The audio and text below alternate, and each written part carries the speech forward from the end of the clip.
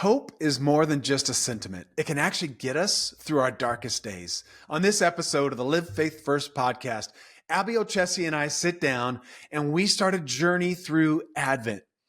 Each week of Advent, there's a different theme. This week's theme is hope. This is one of the ancient Christian traditions as we lead up to Christmas, because Christmas Day, though there'll be gifts and celebrations and gatherings and Santa Claus and eggnog and all of those trappings, there's actually a deeper meaning to this whole season. And that's what Advent does. It starts to walk us through so that we anticipate Christmas morning. And so today we're going to talk about hope, and we're going to connect it with the 8th episode in the Star Wars saga called The Last Jedi. So sit down and enjoy this week's episode of the Live Faith First podcast.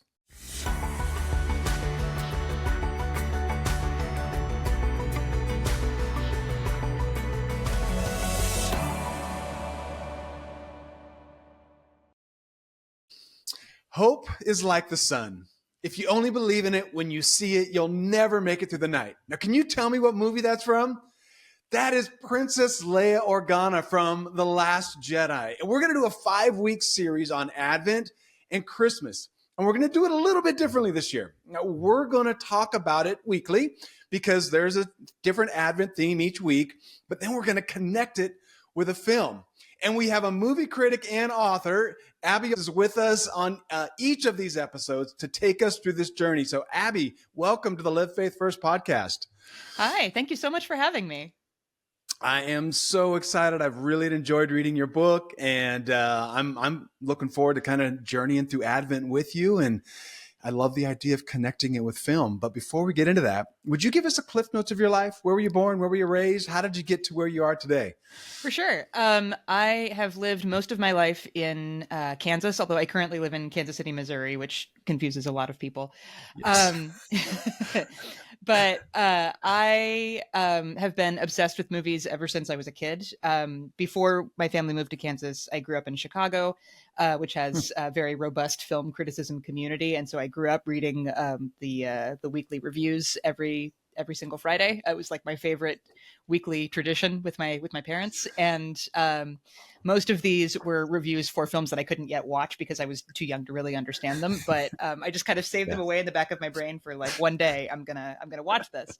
And then as I grew up, I did, and fell in love with movies ever more deeply the more that I watched. I talked about them a lot with my parents and had really deep discussions about it.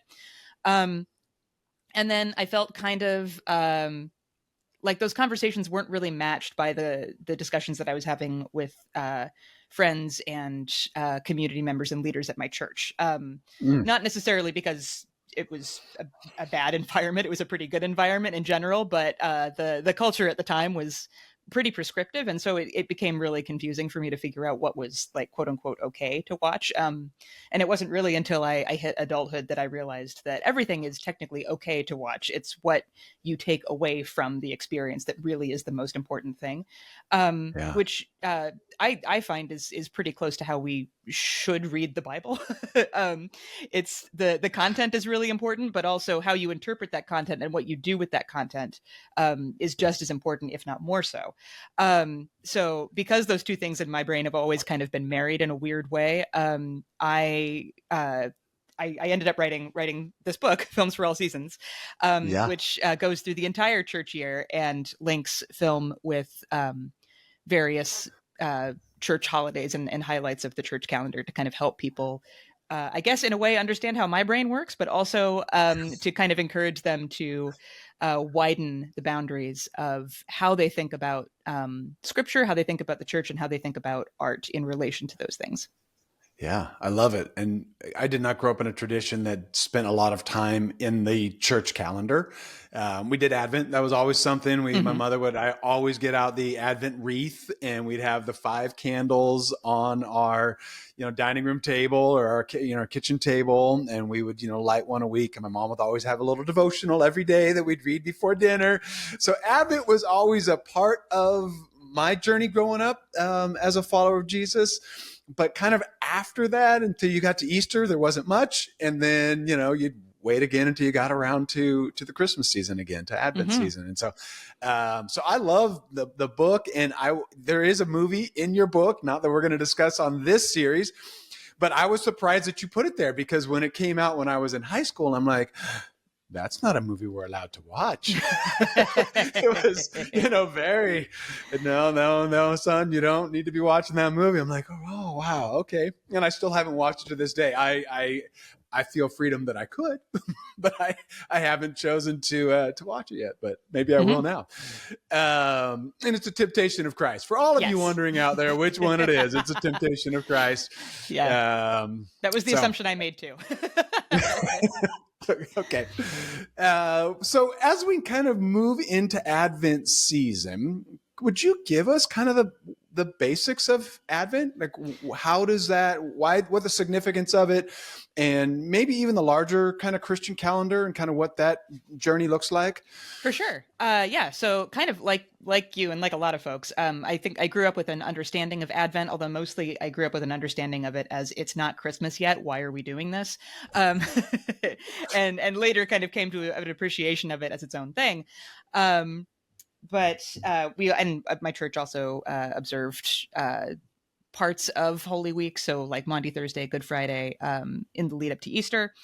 And then when I eventually, after college, I did some work for the Episcopal Diocese of Kansas, and eventually became Episcopalian, although I go to a non-denominational church now. But I really kind of fell in love during that period with the rhythms of the church calendar, because the Episcopal tradition is one that really sticks by that, and the entire preaching schedule is basically pre-planned for you through the Book of Common Prayer, which I always think is really interesting, because it kind of takes you on this journey through the church year that you can't really avoid. So like you have to engage with all of the Bible, not just the parts that often get preached about, which is kind of refreshing, because a lot of churches don't do that.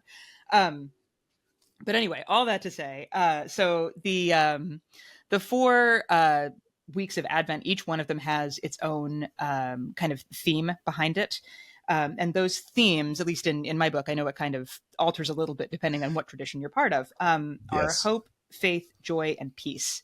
And then that's followed by Christmas, which in the Episcopal tradition, and I think the Catholic one too, is a 6-week period. It's pretty long. That starts on Christmas Day and then goes for a while longer.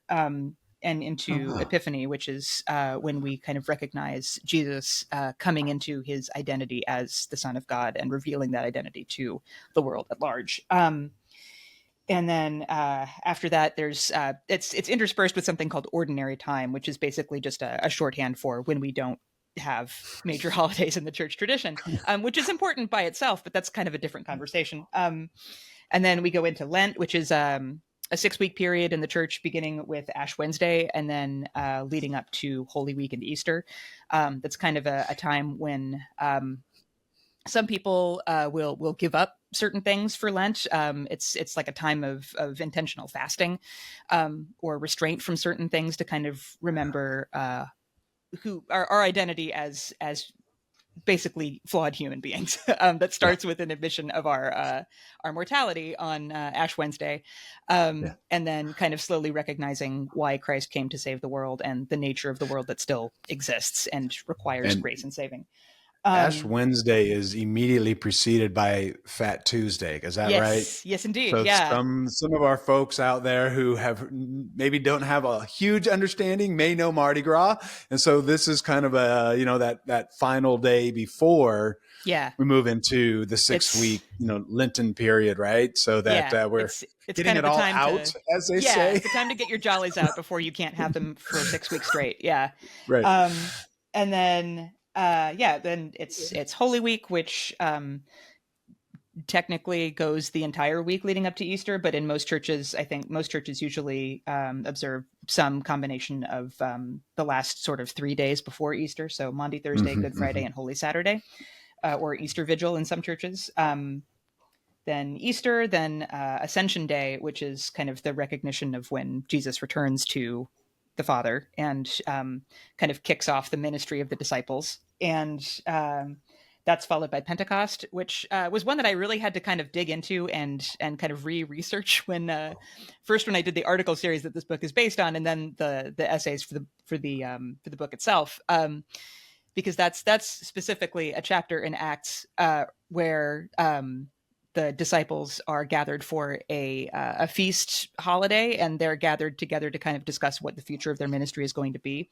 And then all of a sudden, tongues of fire come from the sky, and everybody who is all of the people of the various parts of Israel that are gathered for this feast holiday are able to hear the disciples speaking in their own language and their own dialects. Yeah. And that's kind of considered to be like the birthday of the church, but also a really interesting opportunity to explore what the church's identity is now as an international entity, and what diversity looks like in our own churches. Yeah, I love that. Yeah, and then kind of all coming to a close with All Saints Day and All Souls Day, which are immediately following Halloween, so like the first 2 days of November. And in Latin American traditions, that's often tied up with Day of the Dead, where it's a time to recognize people who have passed on that are important to your life. And All Saints and All Souls Day kind of recognize All Saints for people of kind of historical spiritual significance in the history of the church, and All Souls is a little bit more personal, people of spiritual significance in your community's life and your own life. So that's kind of the whole of the church calendar in a nutshell. Nice. So this series, we're going to go through Advent. Mm-hmm. So we're going to go through the 4 weeks of Advent, and the first week, and like you said, depending on your tradition, the themes of the week might be slightly different, but we're all pretty aligned here. The first week we're going to go over, though, is hope. So would you mind kind of giving us a snapshot of hope? What is hope? What does that mean? I hope for a good grade on a test, and I think it's more than that, right? Mm-hmm. So how would you define hope? Yeah. So one way of kind of looking at hope is the way that Dietrich Bonhoeffer describes Advent in his writing, which comes from an essay called "God is in the Manger," where he talks about Advent as a time of hopefully doing without. So it's sort of looking ahead to an outcome that you believe will be good, but in the moment kind of living with the absence of that outcome. You are waiting for that outcome. You can think of it as kind of a pregnant pause. And I think recently heard a paraphrased quote from the writer and activist Roxane Gay, who mentioned that hope is something that you can have, but it's something you also need to act on. It's not a thing that is dormant. So, I mean, you mentioned like, I hope I get a good grade on a test. The requirement for achieving the good grade on the test is taking the test. You have to take the test at some point. It's not just going to come to you. Maybe even studying, yeah, right? Exactly. Maybe even studying, doing all that you can to ensure that outcome that you hope for is the outcome that's going to happen. In the case of Advent, it's a little bit different in that we know what God is going to provide. But it's also a process that for the people who are actively engaged in that process, so like the Holy Family and Mary especially, there are things that she has to do, right? She has to take care of her pregnancy. She has to make sure that her marriage to Joseph goes through, which God helps her with, to ensure that her baby is going to have a safe delivery and a whole and happy and healthy family to grow up in, so that he can, achieve the glorious purpose that God has given him. So there's action involved in that as well. It's a little different for us as modern day people, kind of looking at that story from a bit of a remove. But there's also themes of below that of where do we find hope in our lives right now? Where do we find people who need hope? How do we give them that? And how do we act on the things that God has given us to hope for, to help bring those things to fruition? Yeah. I love that. And that's one of the things you're going to hear through this whole series that we're doing, is the idea that Advent, it looked back as much as it looked forward. And so as we sit here 2,000 years post Jesus's arrival, his birth, there were people before Jesus that were hoping for his birth. Now we look back, celebrating that birth, and the hope that others had, but we also are hopeful for his second coming. And so I always found that interesting because it's kind of in this tension with Advent of I get to look back and celebrate, but I also have things that we are still hoping for. And you chose Mm-hmm. in the Bible, when you looked at it, you looked at the book of Isaiah, Mm-hmm. and they were hoping at that point, they were hoping for Jesus. That was the hope that they were looking forward to. And I thought it was interesting that what you brought out was Isaiah saying to the king, hey, you're going to have to wait. Like you're Mm-hmm. gonna have to trust me and you're gonna have to wait. There's something good coming, but it's still a little bit down the road. So, with that in mind, let's look at the film that you chose. And I am a big Star Wars fan, and my shirt here, for those of you who can't see, Perfect. I am your Father Christmas. All right, this is one of my daughters. She likes to give me some crazy, just ridiculous shirt for Christmas, or my birthday, or Father's Day, and so this was last Christmas. You chose the movie The Last Jedi. It's the 8th episode in the Star Wars Skywalker saga. So would you give us the 50,000 foot story of this movie, this film, The Last Jedi?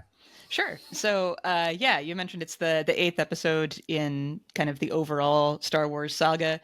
And it's the second episode of the most recent trilogy, the Rise of Skywalker trilogy. And so by this point, we've had we've been introduced to the fact that the fascist First Order has taken the place of what was the Empire in the original Star Wars trilogy. That the original trio of characters that Han and Leia and Luke now exist in this, or still around, at least for a while, in the new trilogy, and they have kind of seen. They saw victory when they were young. They helped it come about, and now they are around for basically for round two, for a thing that they hoped that they had ensured would never happen again, and it has. Yeah. And so the universe is in kind of a dark place. But we have a new set of characters that rise to kind of pick up the torch and to kind of fight the good fight again. We have Finn, the defected stormtrooper, played by John Boyega. We have Rey, played by Daisy Ridley, who is kind of the new Luke Skywalker-ish character. She has a really strong connection to the Force, and proves to be kind of a formidable fighter and warrior for good. And Poe Dameron, Oscar Isaac's character, who is one of the Resistance fighters and a pilot. And they gain characters in the second film. We have Rose Tico, who's played by Kelly Marie Tran, who kind of joins their group. Importantly in this entry, and so in the second film, it's kind of like second films in a lot of epic trilogies. This is sort of our second act rise, where everything is kind of coming to a head. And is everything going to be okay? We're not really sure. So the Resistance is on the run from the First Order, and they are literally running out of fuel and need to figure out a way to escape them.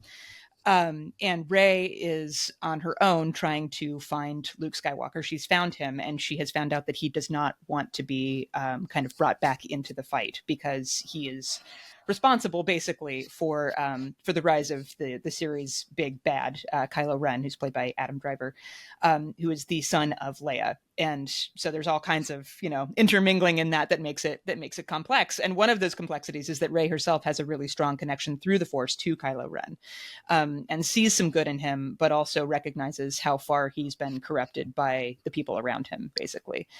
And so she's got her own fight kind of on two fronts with that.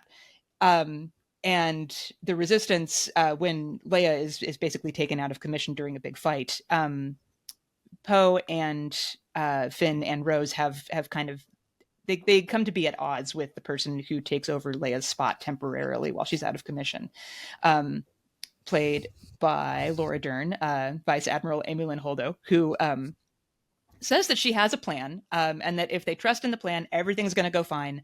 But because she refuses to disclose completely what that plan is, partly for the security of it actually happening, although I have my own criticisms on that point. I don't think it's the best leadership, but that's Beside the point. So that was so weird. I'm like, just tell us what's going on, exactly. please. Yeah. No, the part of me that's had to edit lots of stuff on leadership development for various companies that I've worked for is just like, this is not how you do it, but it's whatever. Okay. So that ends up sending Poe and Finn and Rose on their own kind of side quest to take care of the problem themselves. And it kind of becomes an issue as to whether or not that was actually the right thing to do. So that's kind of the overall of where all of those conflicts come from and where they kind of end up before they finally come to a head in the great big battle at the end. Yeah. Awesome. Yeah. I'm a big Star Wars fan. And so I will just start off with people like, oh, I don't like that.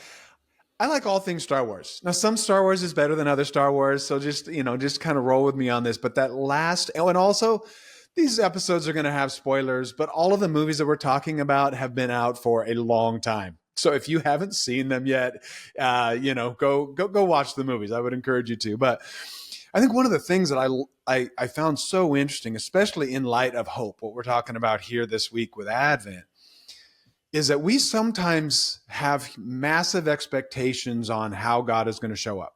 We have this like plan figured out, and this is how I think God will show up. And so we hope in our plan or hope in our idea. And the idea at the end of the movie was for the rebels to get to this other base where they could then kind of basically call in help. That was the idea.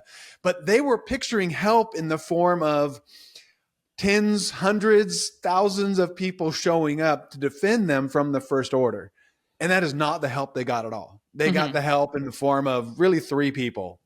One is Luke's showing up and just distracting the First Order. And then the second help is, Rey and Chewie showing up with the Millennium Falcon to rescue what was left of really the rebellion force. And what I found interesting is in that ending there, what everybody had hoped for didn't happen the way they expected it to. They expected a very different way for them to be rescued.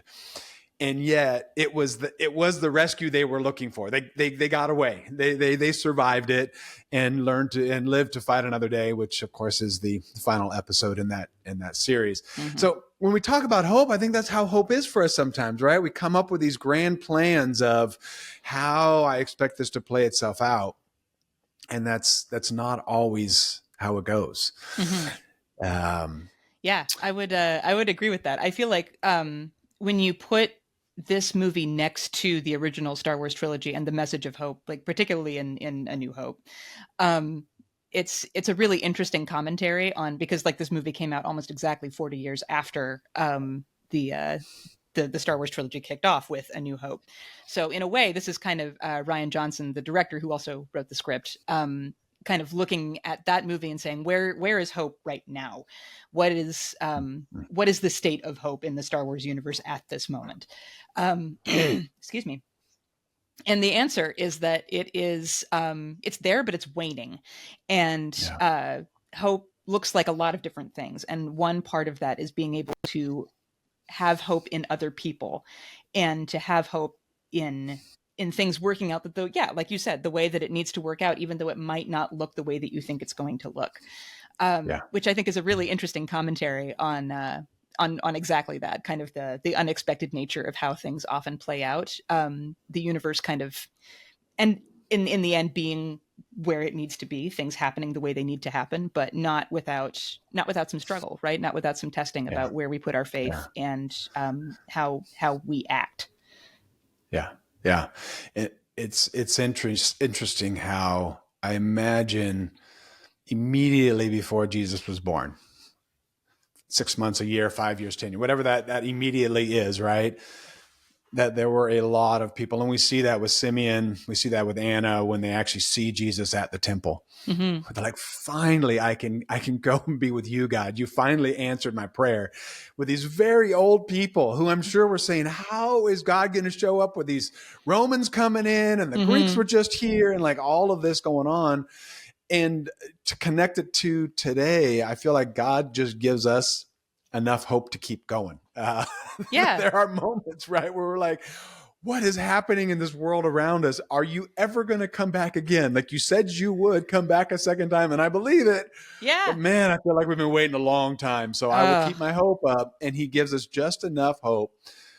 You know, Luke Skywalker getting out there and doing his thing, and Rey showing up and moving rocks so that everybody can get in the Millennium Falcon, right? yeah. So, Yeah. Yeah. um, Yeah. And I feel like that's kind of the reason that maybe not in every church, but in some churches, and mine included, when we talk about the first week of Advent, we talk about hope. It often starts with Isaiah. It doesn't necessarily start with the annunciation to Mary from the angel saying, "Hey, you're going to have a baby, and the baby's name is going to be Jesus." And so it kind of starts with Israel being at this crossroads, right, where things are mostly pretty good. There's a lot of economic inequality under the surface that isn't being addressed, and that's going to become a problem. Which I recommend that folks read Walter Brueggemann's writing about this, because he really gets into kind of the nitty gritty about what it was really like to live in Israel during the time of King Ahaz before the birth of Jesus. Um, and Jerusalem itself, the part of the country is in kind of a difficult place as well. Basically, there are, I think, 3 kingdoms that are sort of embattled, and one of they're basically trying to get King Ahaz, the leader of the part of Israel that has Jerusalem in it, to take a side, essentially, and to ally with them against invaders. And basically, if you don't, there's going to be consequences. And so Ahaz is kind of stuck as to what he's going to do. And it's the message from Isaiah saying, if you don't stand firm in your faith, you will not stand at all. yeah, So yeah. basically, wait on the Lord. The Lord is going to give you a response. It may not be the response you expect, which is kind of it's sort of a setup for the coming of Jesus, right? That the people of Israel expect this great crusading political leader, basically, to save them from Roman rule, and that's not what Jesus's job is. And he says that repeatedly, and it's not what people expect, and it's what a lot of them really do not like, because it's revealing some truths about the way things are in their own communities that they just do not want to address. Yeah, yeah, yeah. There are so many parallels to today and the Yeah. things Oh, going on great. in our Yes. current world, Yeah. right? And Yeah. it's amazing, because I think if we were to have a modern day prophet in the U.S., which is of course where we're recording this, Mm-hmm. it would say keep going. Like Yeah. the prophet would say, stand firm. God's got a plan.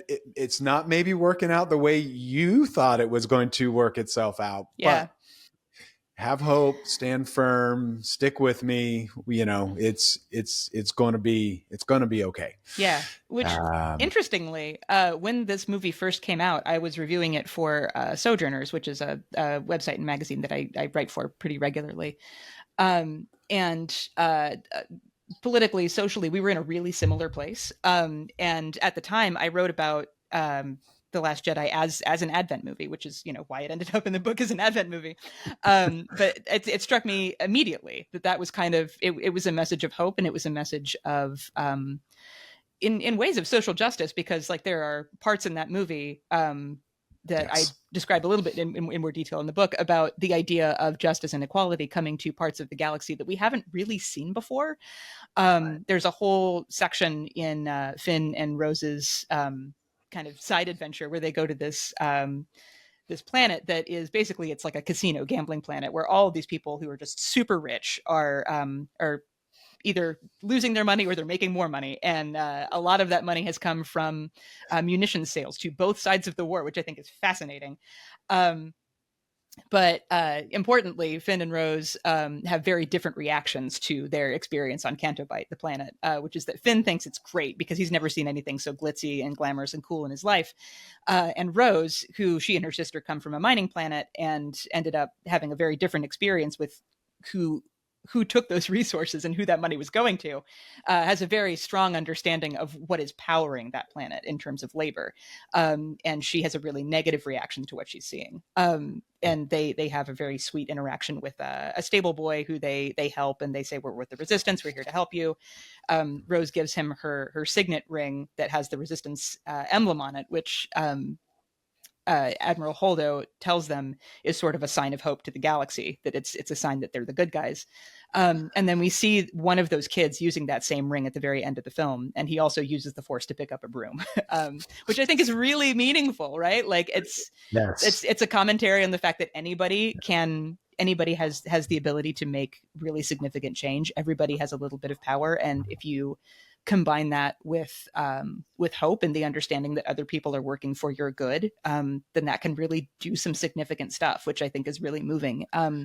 In a time when things are really dark or divided or uncertain, that's a message that we really, really need. And it's one that I think pairs really well with Advent, because it's also a time where characters in the Bible are hopefully doing without, that they're struggling through a dark, divided, and uncertain time, both in the time of King Ahaz and when Mary gives birth to Jesus, and having to understand that it's both an active thing and an unexpected thing, in that it's going to show up in places that you don't necessarily think to look for it. Yeah. Yeah. That is so good. All right, Abby, I have enjoyed this conversation. Anytime I get to talk about Star Wars on this podcast, I am ecstatic. But if I get to connect it with Jesus and hope, that's even better. So, all right. So thank you for that. Now, everybody, in a week, there's going to be another episode. We're going to enter into the second week of Advent. We're going to explore faith. And so stick with us, come back in a week, and get to our second week of Advent, where we're going to look at faith. And so, as we say at the end of all of our podcasts, everybody out there, let's go live faith first.